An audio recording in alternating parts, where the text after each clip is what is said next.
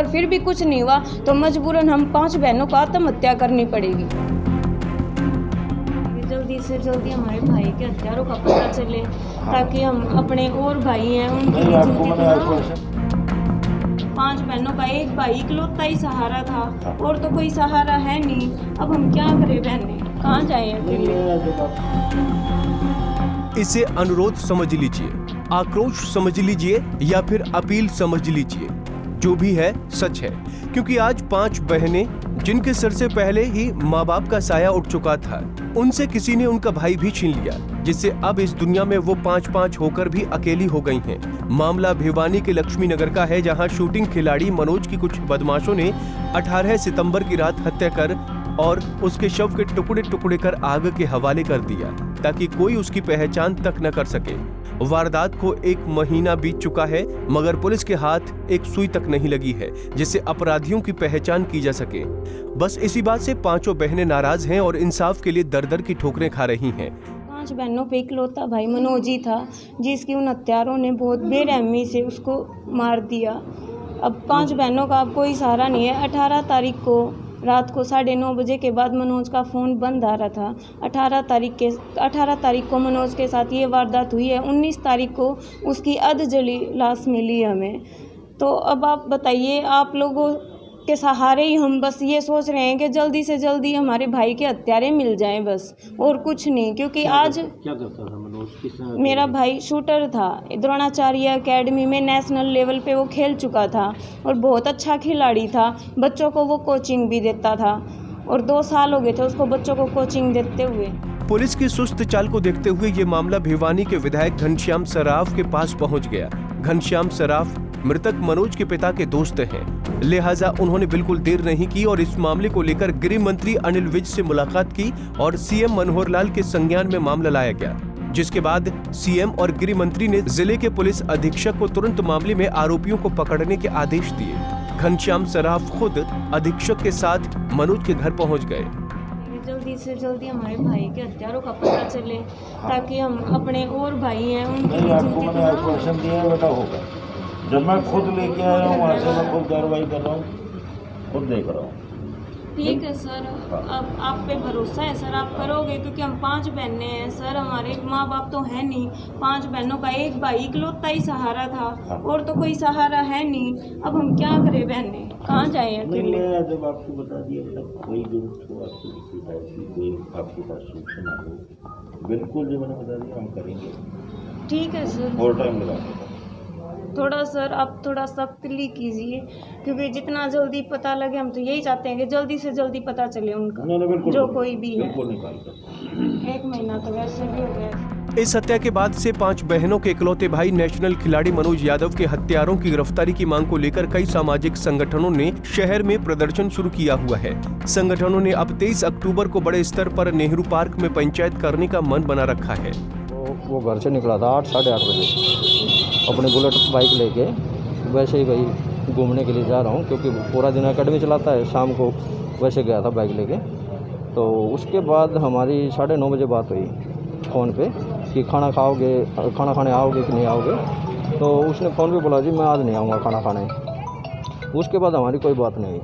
19 तारीख को हम सुबह जैसे रात को तो फ़ोन वगैरह करते रहे, उसका फ़ोन बंद हो गया था, जैसे रात को 10-11 बजे के बाद फ़ोन बंद हो गया था।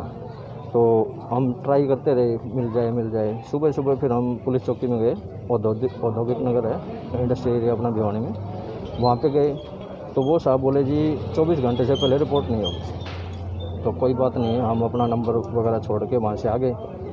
नंबर वगैरह छोड़ के आ गए तो जी 1 घंटे 1.5 घंटे बाद लगभग 11 बजे उनका फ़ोन आया कि एक डेड बॉडी मिली। तो हम देखने गए शिनाख्त की, तो एकदम तो हम भी कंफर्म नहीं कर पाए क्योंकि इतनी बुरी हालत थी भाई, दोनों टांगें, छाती, गर्दन सब कुछ काट रखा था और पेट्रोल डाल के आग लगा रखी। तो हमें पहचानने में भी ये मानो कि पूरा परिवार, पूरे रिश्तेदार, हमें 3-4 घंटे लगे। शाम को हम कंफर्म कर पाए कि 5 बजे हाँ ये मनोज। आखिरी बार मनोज को 18 सितंबर को देखा गया था जब वो घर से बाइक लेकर बाहर निकल गया था। उसके बाद रात से ही उसका फोन बंद हो गया और फिर जब परिजनों ने थाने में शिकायत की तो पुलिस ने ये कहकर लौटा दिया कि 24 घंटे से पहले कार्रवाई नहीं हो सकती और उसके कुछ ही समय बाद मनोज का शव ऐसी हालत में मिला था जिसे पहचान पाना परिजनों के लिए मुश्किल हो गया। आखिर में उसके दोस्त और परिजनों ने शव की बाजू पे लिखे नाम को पढ़कर मनोज की पहचान की। पहचान के बाद से अब तक कोई कार्रवाई नहीं हो पाई, लिहाजा विधायक को बीच में आना ही पड़ा।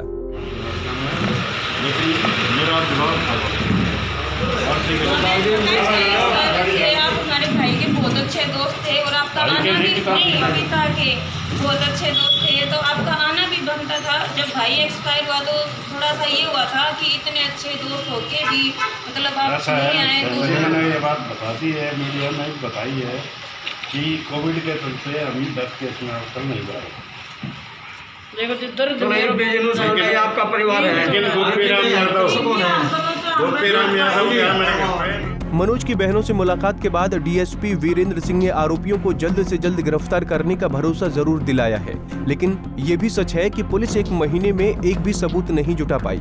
ऐसे में अब पुलिस अधीक्षक की सख्ती के बाद आरोपी कितनी जल्दी गिरफ्तार होंगे, ये देखने वाली बात होगी। इसमें क्लू अभी तक कोई भी नहीं चला है। हम अब साइबर सेल की मदद लेके और जो हमारा खुफिया तंत्र है उसकी मदद लेके इस संबंध में आगे इन्वेस्टिगेशन जारी करते हुए हैं। इस संबंध में जो है ना स्पेशल टीम भी बनाई गई है। एसपी साहब ने स्पेशल टीमें बना रखी हैं, जो 4-5 टीमें हैं। उनके हर 2 घंटे 1 घंटे बाद में जो है ना फीडबैक ली जाती है कि भाई वो क्या कर रहे हैं क्या नहीं कर रहे।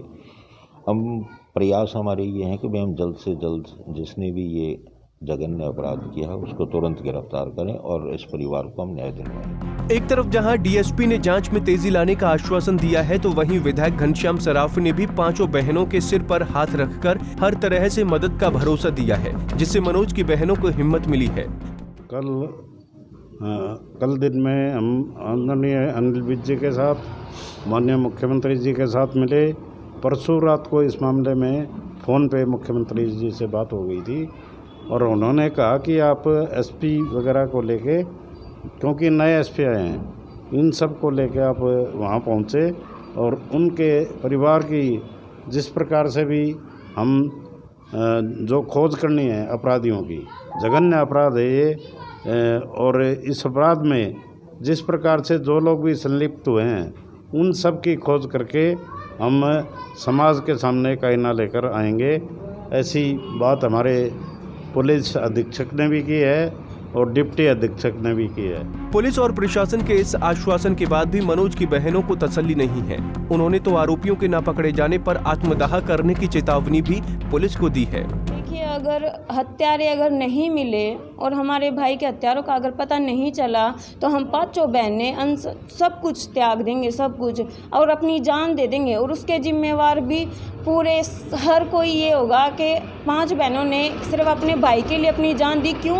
क्योंकि पुलिस वालों ने कोई कमी छोड़ी है कहीं ना कहीं। क्योंकि आजकल नॉर्मल सी बात है, जब पुलिस वालों के घर में कोई भी बात हो जाती है, किसी को थोड़ी सी खरोच भी आ जाती है, तो वो पूरे हरियाणा को, पूरे देश को सर पे उठा लेते हैं और 1 घंटा भी नहीं लगने देते और हाथों हाथ हत्यारों को पकड़ लेते हैं। तो हम आम आदमी के साथ ऐसा बिल्कुल भी नहीं हो रहा, क्योंकि हमारे भाई की मौत को 1 महीने से ऊपर हो गया और अभी तक कोई पता नहीं चला।